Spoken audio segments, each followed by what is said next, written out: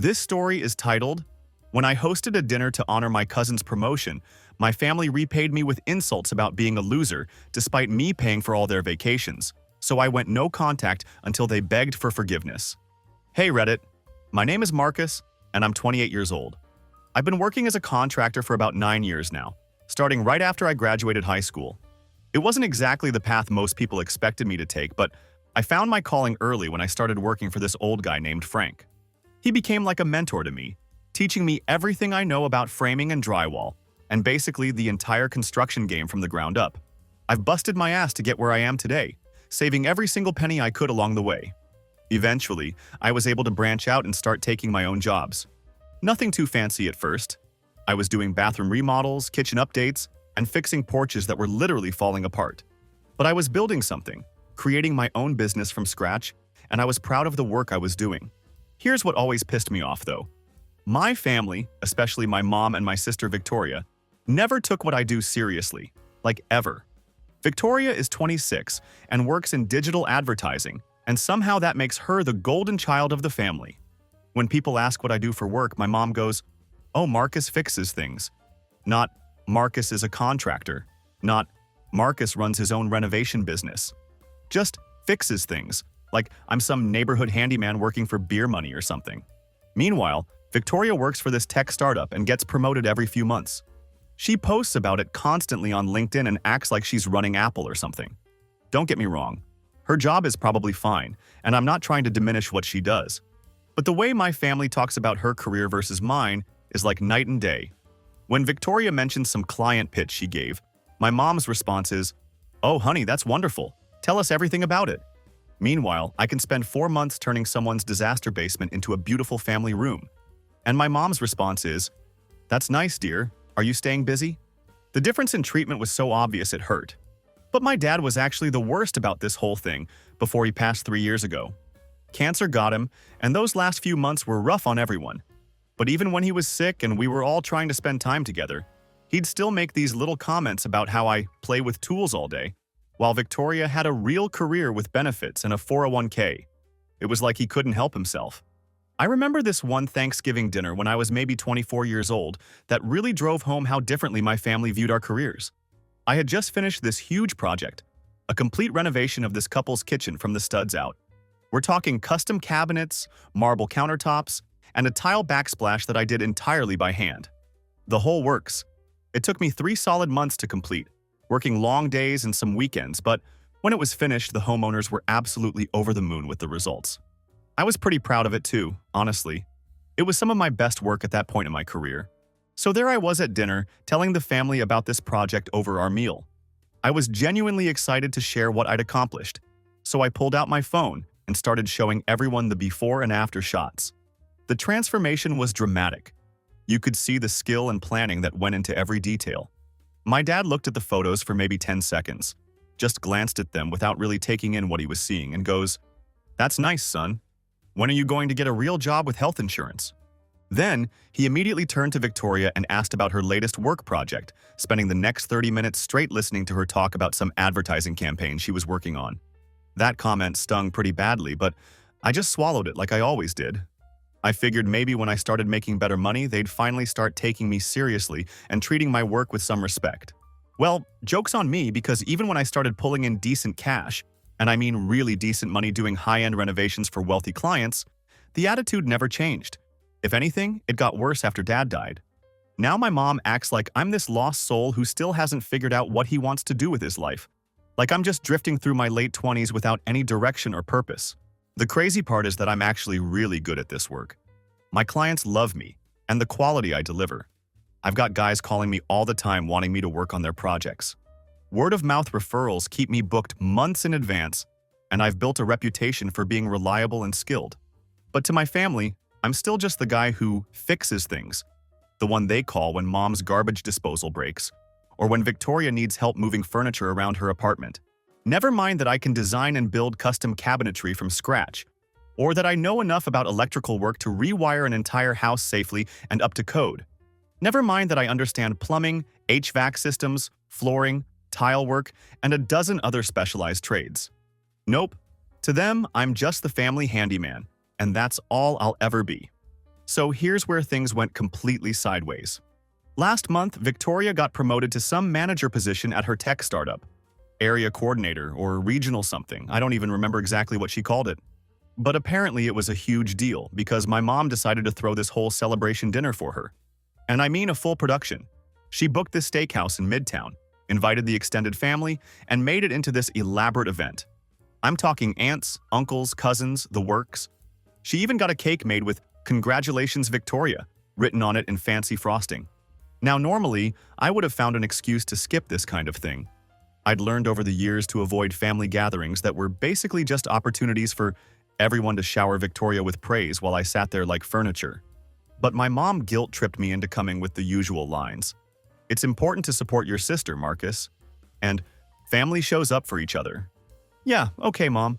When's the last time anyone showed up for one of my achievements? But whatever. I went anyway. I put on a clean shirt, drove to Midtown, and prepared myself for 3 hours of listening to everyone act like Victoria had just discovered penicillin. The dinner was exactly what I expected it to be. Victoria was holding court at the head of the table, talking about her new responsibilities, her team of 6 people, and her strategic vision for the department. Everyone was hanging on every word like she'd just been elected president. Uncle Tony asked about her salary, which is rude as hell, but nobody called him out on it.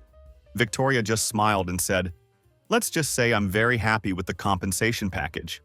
Everyone oohed and ahed like she'd hit the lottery or something.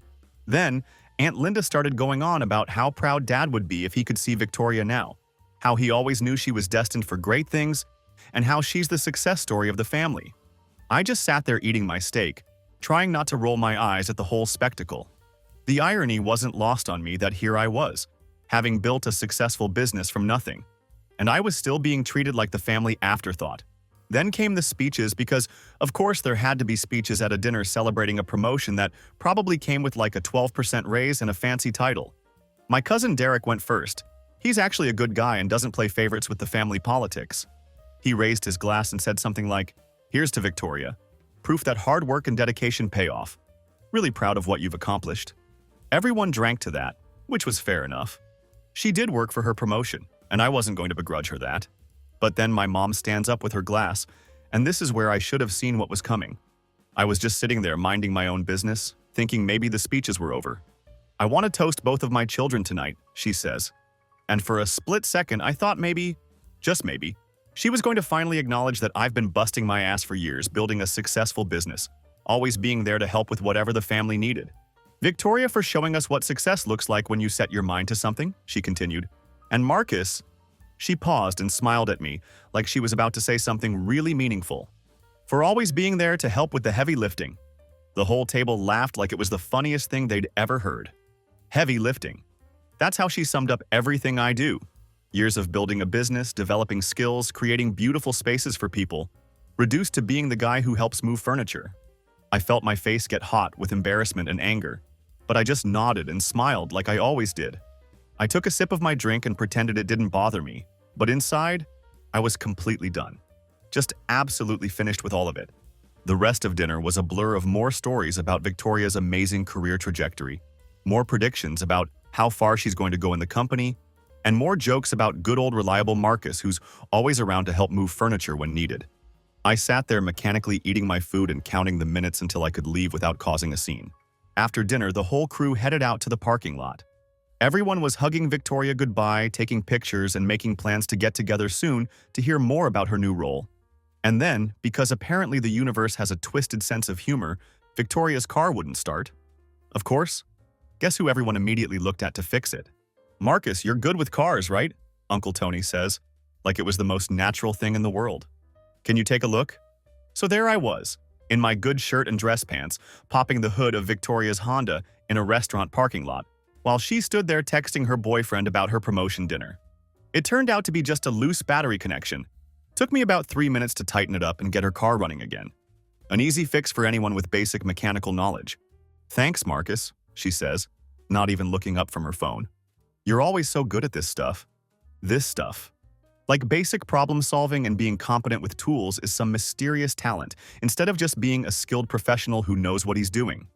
I got in my truck and drove home without saying much to anyone, my mind spinning with everything that had just happened. My phone started buzzing around 11 p.m. First, it was Mom. "Thanks for coming tonight. Wasn't it wonderful to celebrate Victoria's success?" Then Victoria. "Thanks for helping with my car. You saved the day as usual." About an hour later, another text from Victoria. "Are you mad about something? Mom said you seemed quiet at dinner." I stared at that message for a long time, trying to figure out how to respond. Was I mad? Hell yes, I was mad. But not for the reasons they'd think or understand. I wasn't mad about Victoria getting promoted. Good for her, seriously. I wasn't even mad about the dinner or the celebration itself. People should celebrate their achievements. And she'd worked hard for that promotion. I was mad about being reduced to the guy who helps with heavy lifting.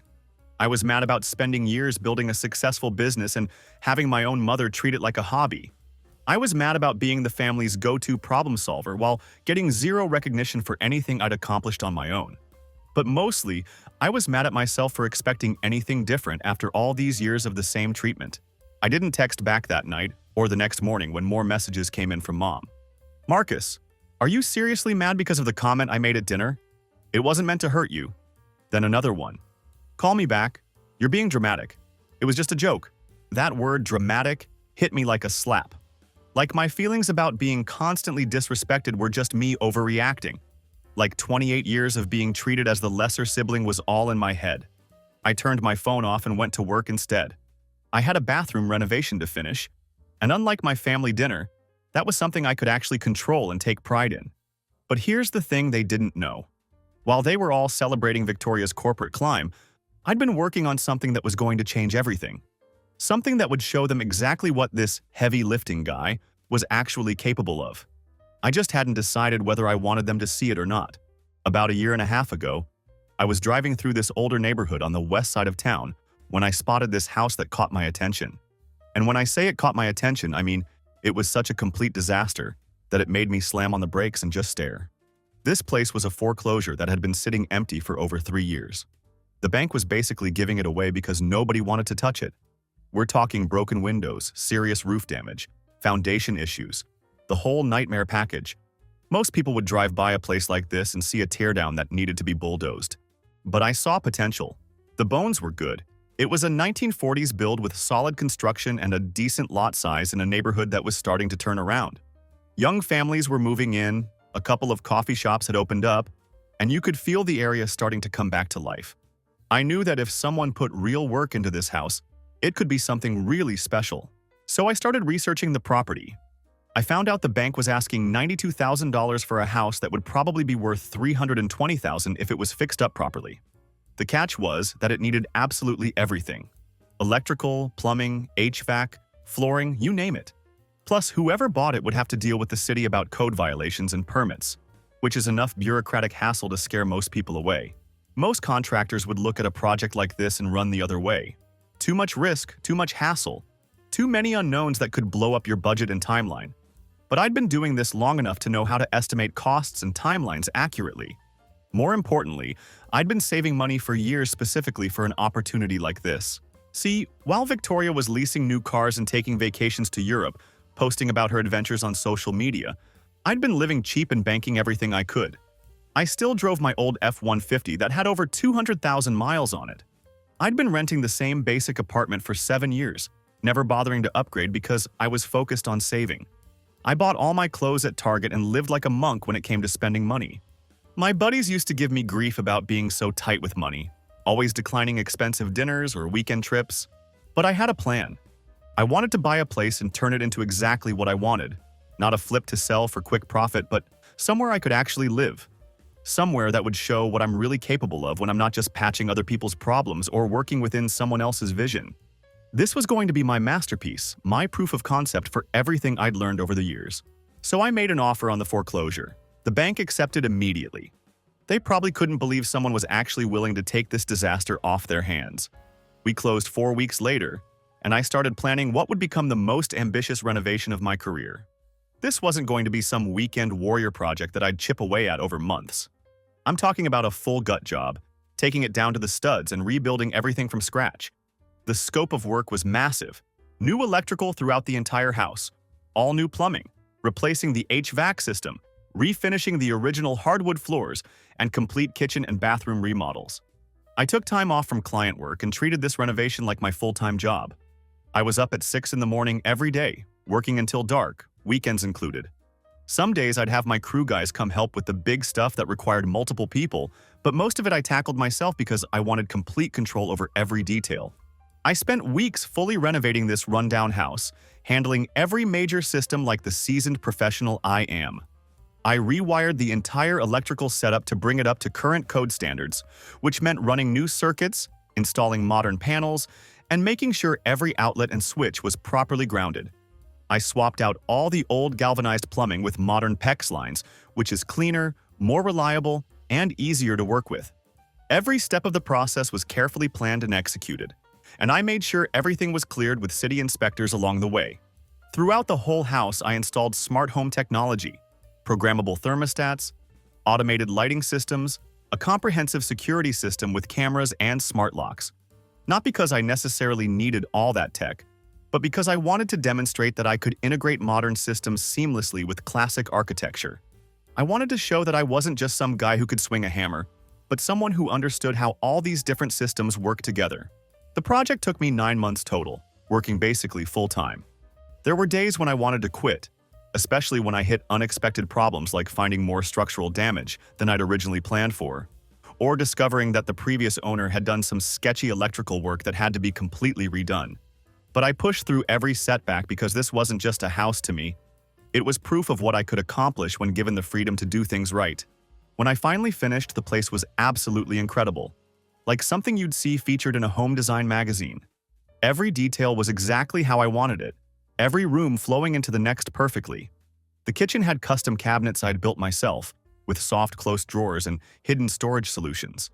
The bathrooms had heated floors and rainfall shower heads. The living areas had an open floor plan that maximized natural light while maintaining the character of the original architecture. I'd taken this condemned wreck that nobody wanted and turned it into a legitimate dream home. And the whole time I was working on it, not one person in my family asked what I was working on. Not once did my mom or Victoria wonder why I wasn't taking as many client jobs or what I was doing with all my time. They just assumed I was doing the same small repair work I'd always done, which was actually perfect. I wasn't ready for them to see it yet. This was mine. Something they couldn't minimize, dismiss, or turn into a joke about the family handyman. So I moved in and spent a few weeks just enjoying the space I'd created. I'd wake up every morning in a house I'd built with my own hands, cook breakfast in a kitchen I designed exactly how I wanted it, and take showers in a bathroom that was better than anything in the fancy hotels Victoria posts about on Instagram. For the first time in my adult life, I was living somewhere that was a true reflection of my skills and vision. That's when I decided to throw a housewarming party. But this wasn't going to be for my family. They'd had plenty of chances over the years to show interest in my work, and they'd made it clear that what I do doesn't matter to them. This party was for the people who actually understood and appreciated skilled craftsmanship. My crew guys, former clients who'd become genuine friends over the years, other contractors I'd worked with on various projects, and my cousin Derek, because he's always been cool and doesn't play the petty family politics games that everyone else seems to love. The party was everything I wanted it to be. Good food, good people, and everyone genuinely impressed by what I'd accomplished. These weren't people who were just being polite. These were professionals who understood exactly what goes into a project like this. Guys were taking pictures of the custom woodwork, asking detailed questions about the electrical layout, wanting to know how I'd manage the timeline and budget for such an extensive renovation. These were people who could appreciate the skill and planning it takes to coordinate all the different trades, who understood the problem-solving required when you hit unexpected issues, and who recognized the sheer amount of physical and mental work it took to pull off something this ambitious. They weren't looking at my house thinking, "Oh, Marcus fixes things." They were seeing it as the professional-grade work of someone who really knows what he's doing. Derek was absolutely blown away by the transformation. He kept walking around the house, shaking his head, saying he had no idea I could do work at this level. He was taking pictures of everything. The custom built-ins, the tile work in the bathrooms, the way I'd opened up the floor plan while maintaining the structural integrity. He was genuinely excited about what I'd built, asking questions about techniques and materials like he actually cared about the answers. "You should post some of these pictures online," he said at one point. "People need to see what you can do. This is incredible work." I just smiled and told him maybe I would. But honestly, I was just enjoying having people around who treated my work like it actually mattered. For one evening, I got to be the guy who'd accomplished something impressive, not just the family member who helps move furniture. Little did I know that Derek's enthusiasm and big mouth were about to change everything. 3 days after my housewarming party, there was some family barbecue at my aunt's house that I didn't go to. I had a legitimate excuse, a client meeting that Sunday about a kitchen remodel I was bidding on, so I could skip it without dealing with guilt trips about not showing up for family events. Plus, honestly, after that promotion dinner where I got reduced to the heavy lifting guy, I wasn't really in the mood for more family time anyway. But Derek was there, and apparently he couldn't keep his mouth shut about my house and the party. According to what I heard later from multiple sources, he started showing everyone pictures from the housewarming and going on and on about how incredible the renovation was. "You guys should see what Marcus did with this place," he was telling my mom and Victoria. "It's absolutely unbelievable. The guy's like an artist with construction work." Now Derek meant well. He was genuinely impressed and wanted to brag about his cousin's accomplishments. But he doesn't understand the complicated family dynamics at play here. He doesn't know that my mom and Victoria have spent years treating my work like it's just a step above ditch digging, or that they've made it clear they think my career is somehow less legitimate than Victoria's corporate job. So there was my mom looking at pictures on Derek's phone of my custom kitchen and open floor plan, probably wondering how the hell the family handyman had managed to pull off something that looked so professional and polished. And Victoria was seeing photos of a house that was significantly nicer than her downtown apartment that she's always bragging about on social media. You can imagine how that went over. Derek told them everything about the party, about all the contractors who came, about how impressed everyone was with the quality of the work, about the technical discussions people were having about my renovation techniques. He even mentioned that I'd bought the place as a foreclosure and renovated it myself over 9 months, working essentially full-time to transform it from a condemned wreck into something beautiful. My phone started going absolutely crazy that afternoon. By the time I got done with my client meeting, I had 8 missed calls from Mom, 5 from Victoria, and 4 voicemails that I didn't even bother listening to. I could already imagine what they were going to say, and I wasn't in the mood to deal with their sudden interest in my work. The texts started rolling in almost immediately. "Marcus, call me back right now. Why didn't you tell us about the house? We're coming over to see it. I can't believe you didn't tell your own mother you bought a house." The messages kept coming, each one more demanding than the last, like I owed them some kind of explanation for not sharing every detail of my life with people who'd never shown genuine interest before. I ignored all of it. I stopped at Lowe's to pick up materials for my next project and left my phone in the truck while I shopped, figuring I'd deal with the family drama later when I was mentally prepared for it. I knew this confrontation was inevitable, but I wanted to approach it on my own terms, not just react to their demands for immediate answers. When I got home around 7 in the evening, there was my mom's silver Accord sitting in my driveway. She and Victoria were on my front porch like they owned the place, clearly having been there for a while based on how comfortable they looked camping out on my property. "Marcus," Mom called out, as I was getting out of my truck with my Lowe's bags. "We've been waiting for 3 hours. There was an edge to her voice that suggested she thought I should apologize for not being available when they decided to show up unannounced. "Okay," I said, keeping my response neutral as I walked up to the porch slowly. I wasn't going to be rushed into this conversation or made to feel guilty for their decision to ambush me at my own home. "Derek showed us pictures," Victoria said, standing up from the porch step where she'd been sitting. "This place is amazing. Why didn't you tell us you bought a house?"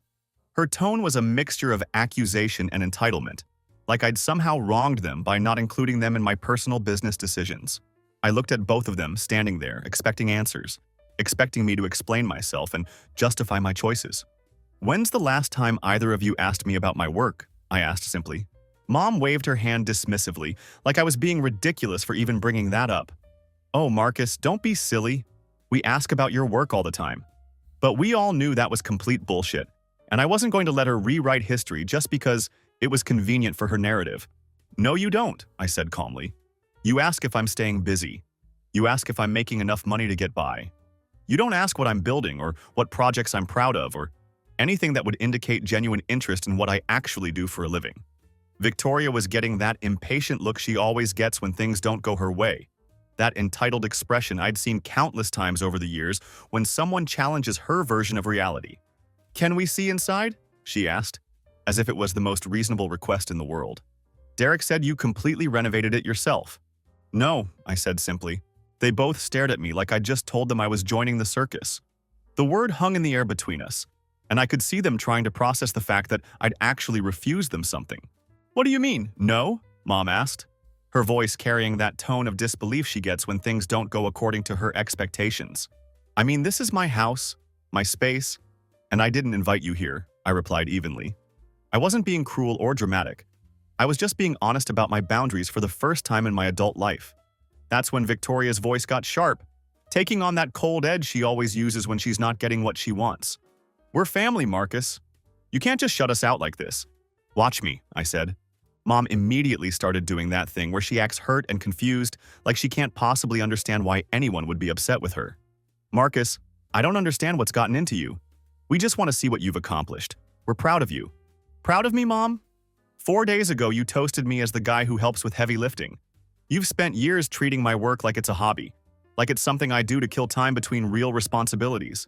Now suddenly you're proud? That was just a joke, Marcus. You know I didn't mean anything by it," she said, falling back on the same excuse she always uses when her comments hurt someone's feelings. "Yeah, it's always just a joke," I responded. "Every comment about when I'm going to get a real job was just a joke. Every time you introduce me as the guy who fixes things instead of saying, 'I run my own renovation business,' was just a joke. Every family gathering where you spend 3 hours talking about Victoria's career and 45 seconds on mine was all just harmless family humor, right?" Victoria jumped in at that point, clearly irritated that I wasn't backing down like I usually did. "You're being dramatic, Marcus. We've always supported you." "Supported me, Victoria? When's the last time you asked me about a project I was working on? When's the last time you showed any interest in what I do beyond needing something fixed?" I asked. She didn't have an answer for that, because we both knew it had never happened. "Look," Mom said, trying to regain control of the conversation, "maybe we haven't always shown our appreciation the right way. But we're here now. We want to see what you've done. Derek said it's beautiful. You want to see it because other people were impressed," I told her. "You want to see it because suddenly it looks like something worth bragging about. Where were you when I was working 18-hour days for 9 months? Where were you when I was dealing with permits and inspections and all the stress of managing a project this big?" "We didn't know," Mom started to say, but I cut her off. "You didn't know because you didn't ask. You didn't care enough to find out what I was working on."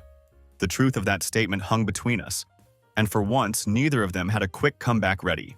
The three of us stood there in silence for a minute. I could see them trying to figure out how to handle this version of me. The Marcus who wasn't automatically giving in, who wasn't pretending everything was fine just to keep the peace.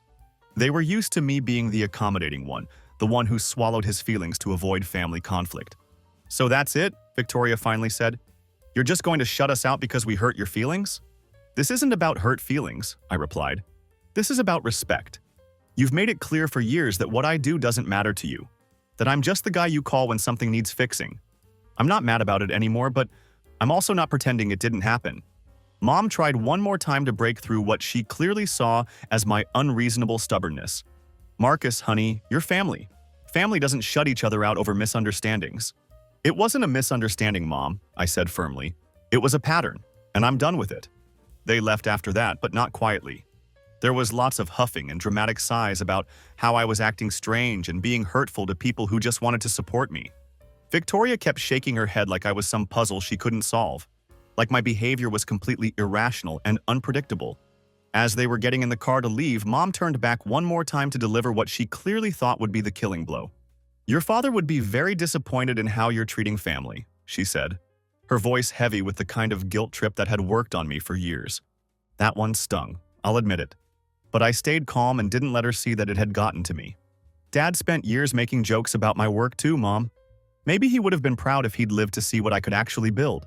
They drove off after that, and I went inside my house that I'd built with my own hands. Every room a testament to skills they'd never bothered to acknowledge. For the first time in my adult life, I'd stood up to them completely. I'd told them exactly how their jokes and dismissive comments had made me feel over the years. I'd set a clear boundary and stuck to it, even when they tried to use guilt and family obligation to break me down. It felt pretty damn good, to be honest. But I should have known they weren't going to just accept my decision and move on with their lives. Family like mine doesn't handle rejection well, especially when it comes from the member they've always seen as the pushover. The real drama was just getting started. Over the next week, I started getting weird calls and texts from relatives I barely talked to on a regular basis. It was like someone had activated a phone tree of concerned family members. all suddenly worried about my mental state and emotional well-being. First, it was my Aunt Linda calling on a Wednesday night, saying she was concerned about me and wanted to check in. "Your mom mentioned you've been acting differently lately," she said, using that careful tone people use when they think they're talking to someone who might be having a breakdown. "I just wanted to make sure you're doing okay." Acting differently. That's family code for not being the doormat anymore. And I knew exactly what was happening. This wasn't genuine concern. This was an intelligence-gathering mission disguised as caring family outreach. I told her I was fine, just busy with work like always. But she kept pushing, clearly following some kind of script that had been prepared for her. "She said you bought a house and didn't tell anyone. That doesn't sound like you, Marcus. You've always been so close with your family. Close with my family, right? Close enough to fix their cars and move their furniture when they needed help, but not close enough to be treated with basic respect or have my career taken seriously. Yeah, I bought a house. I've been working on renovating it for the past 9 months. Well, that's wonderful," she said, though her tone suggested she found it anything but wonderful. "But honey, why wouldn't you share something like that with your mom? She's really hurt." There it was. The real purpose of the call. Mom was hurt. Not, maybe mom should examine why her son felt like he couldn't share good news with her, but straight to making me the bad guy for having feelings about how I'd been treated for years. I kept the call short and polite, not feeling like explaining the whole complicated situation to someone who was clearly just calling to gather information for my mom. There was no point in trying to make Aunt Linda understand years of family dynamics that she'd never witnessed firsthand. 3 days later, my Uncle Tony texted me, "Hey man, heard you got a new place? Everything good with you? Your mom seems worried." Then my cousin Jessica sent this long, rambling message about how grief affects everyone differently, and maybe I should talk to someone about Dad's death, as if buying a house and standing up for myself was some kind of mental breakdown triggered by unprocessed trauma.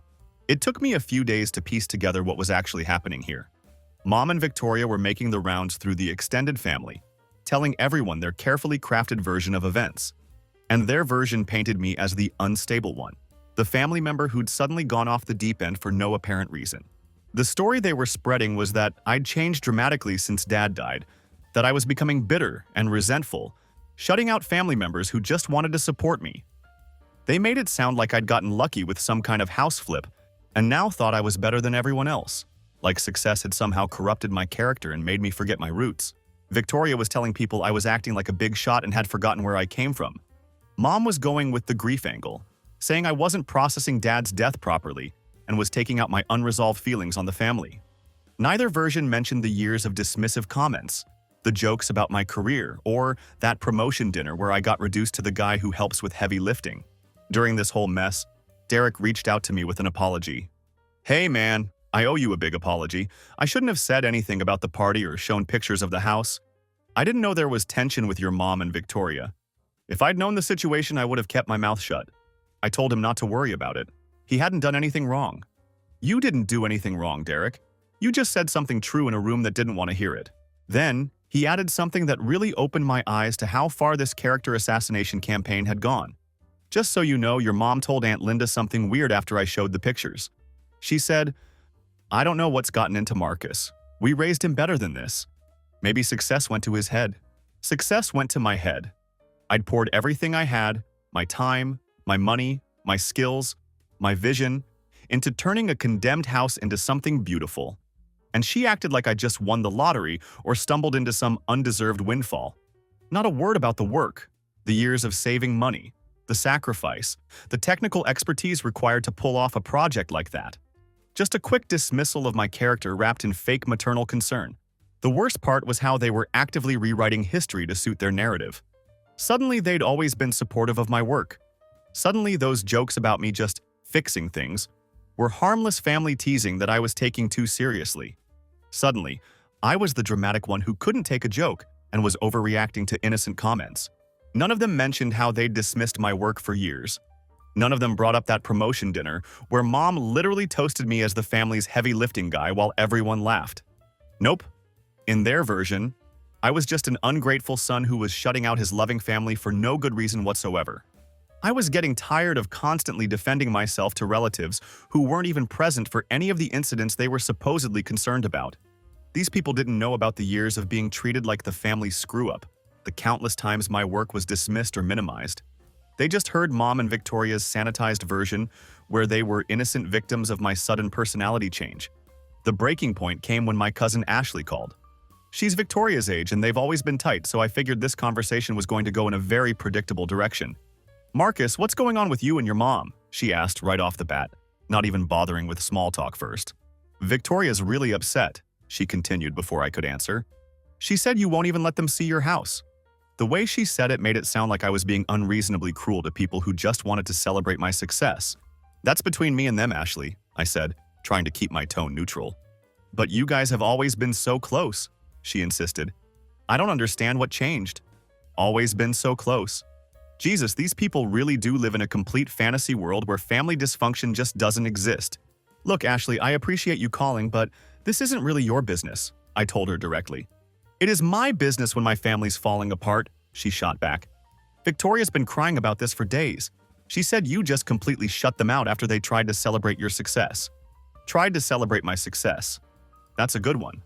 Ashley brought up the promotion dinner like it was just another normal family gathering, saying Victoria had mentioned that I seemed off that night, like no one could figure out why I was quiet and withdrawn. Funny how they left out the part where I got reduced to the family helper again, standing there while everyone applauded Victoria's corporate ladder climb, and Mom tossed me a patronizing bone for helping with the heavy lifting. I decided to test how much of the real story Ashley actually knew. "Do you know what Mom said in her toast that night?" I asked. There was a pause, like she was trying to remember or maybe trying to figure out how to dodge the question. I told her exactly how Mom had toasted Victoria for her big promotion, and then turned to me with that big smile, thanking me for always being there to help lift chairs and set up events. I described how the whole table laughed like it was the funniest thing they'd ever heard. Another pause. Ashley tried to soften it, saying it was probably just meant as a harmless joke. Just like all the other jokes over the years about when I was going to get a real job or how they always introduced me as the guy who fixes things, instead of saying I run my own contracting business. Just harmless family humor, right? Ashley didn't have much to add after that revelation. The call wrapped up pretty quickly once she realized there was actually more to the story than what Victoria had told her. But I knew that conversation was going to get back to Mom and Victoria, and they were going to be pissed that I was telling people what actually happened, instead of just taking responsibility for being dramatic. Sure enough, the next day I got a long text from Victoria. "I can't believe you're telling people lies about our family. What Mom said at dinner wasn't meant to hurt you. You're making us look terrible for no reason. Lies." That's what she called it when I told the truth about how they'd treated me over the years. That's when I realized I was completely done playing defense in this whole situation. If they wanted to paint me as the bad guy, fine. But I wasn't going to let them control the narrative anymore, or continue to minimize what had actually happened. Time to show everyone exactly what this supposedly dramatic guy with success going to his head was actually capable of. I pulled out my phone and started thinking about how to tell my own story. Not their version where I was an ungrateful son having some kind of breakdown, but my version where a guy finally stopped accepting disrespect from people who were supposed to support him. Social media isn't really my thing. I've always been more of a hands-on, face-to-face kind of person, but maybe it was time to change that approach.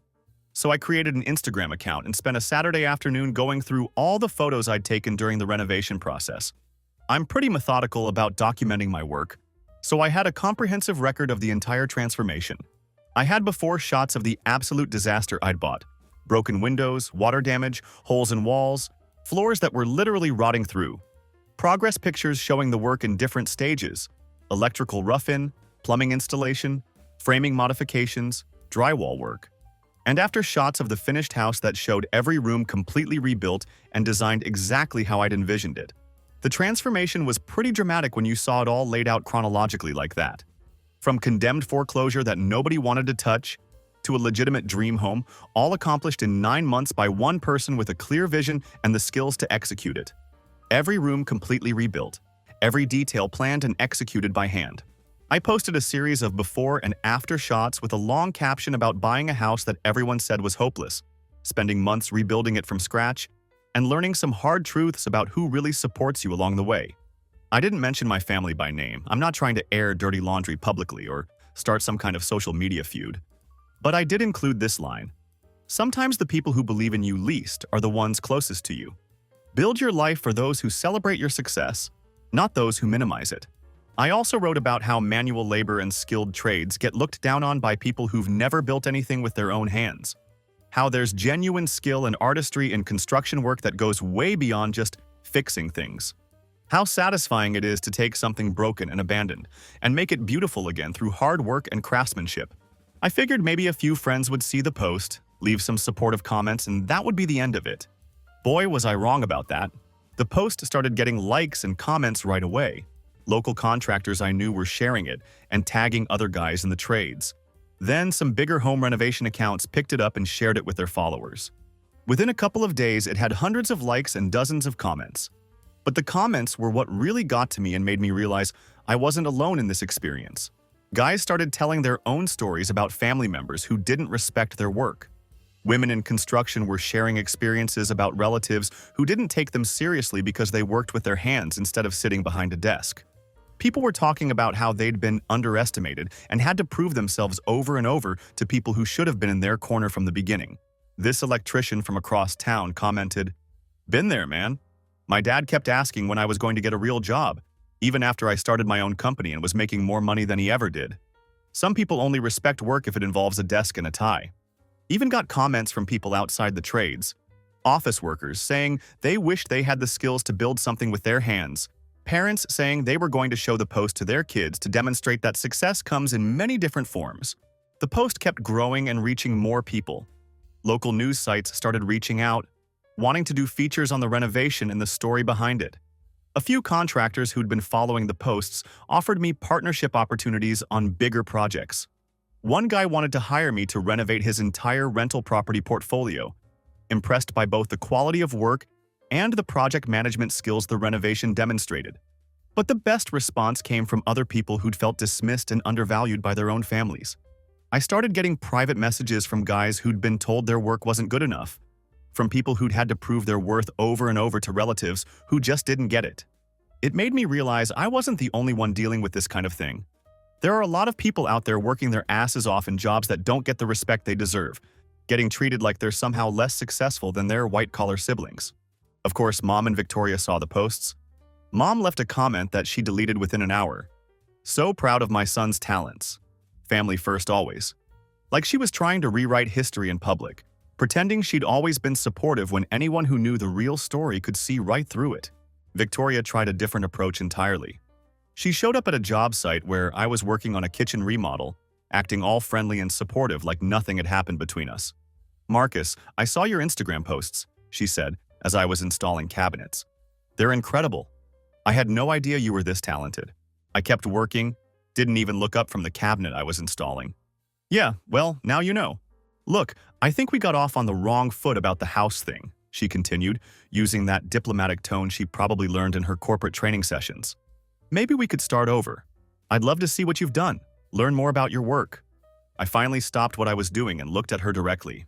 "Victoria, you had 26 years to learn about my work. You had 26 years to show interest in what I do. You don't get to show up now that other people are impressed and act like you always believed in me." Her face changed immediately, dropping the fake friendly mask and revealing that cold look she always gets when things don't go her way. "So what? You're just cutting us off permanently over some misunderstanding at a dinner?" "It wasn't a misunderstanding," I told her firmly. "You and Mom made it clear for years that what I do doesn't matter, that I'm just the guy who helps with heavy lifting. I'm not angry about it anymore, but I'm also not pretending it didn't happen." She stood there for a minute, clearly trying to figure out a different angle to work. Then she shook her head and played the guilt card one more time.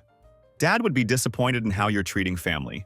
That was her using Dad's memory to try to make me feel bad for having boundaries, for finally standing up for myself after years of being treated like the family afterthought. "Dad would probably be proud that I finally stopped waiting for approval from people who were never going to give it," I replied.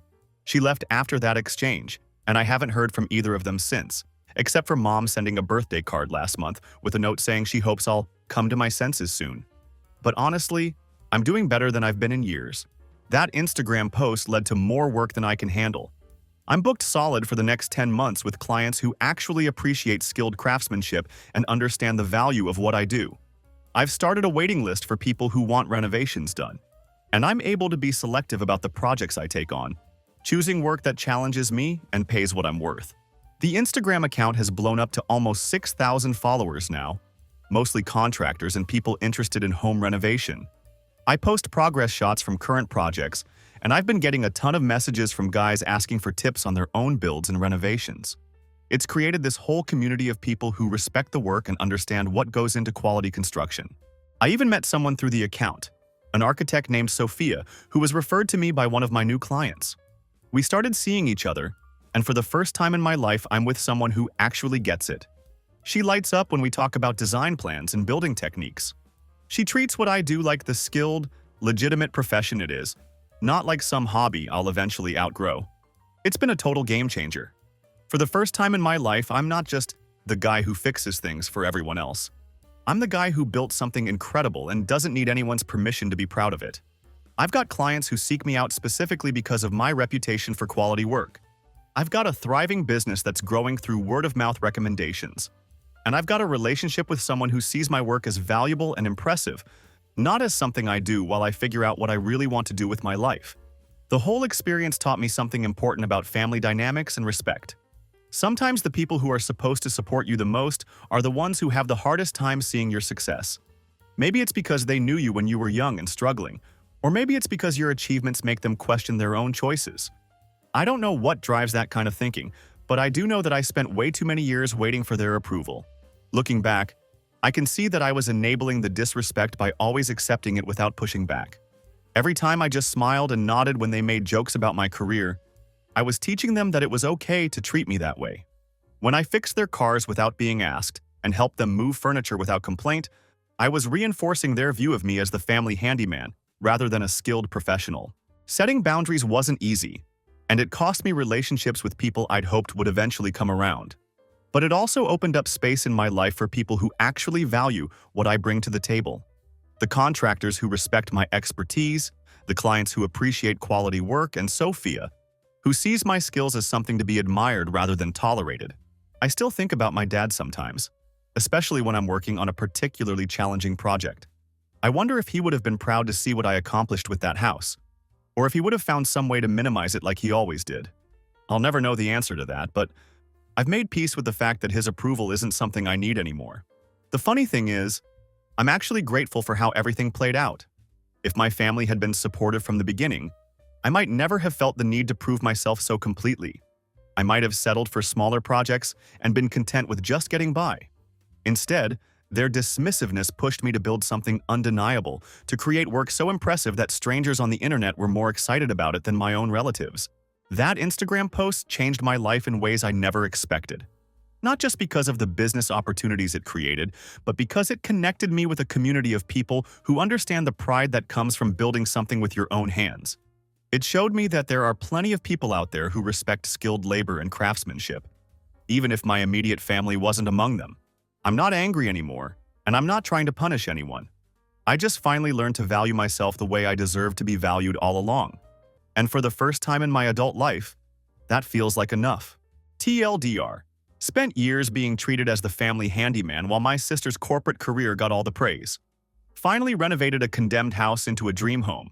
Kept it secret from family, set boundaries when they found out and wanted to see it. Posted about it online, went viral, got tons of new work and met someone who actually respects what I do. Sometimes you have to stop waiting for approval from people who will never give it.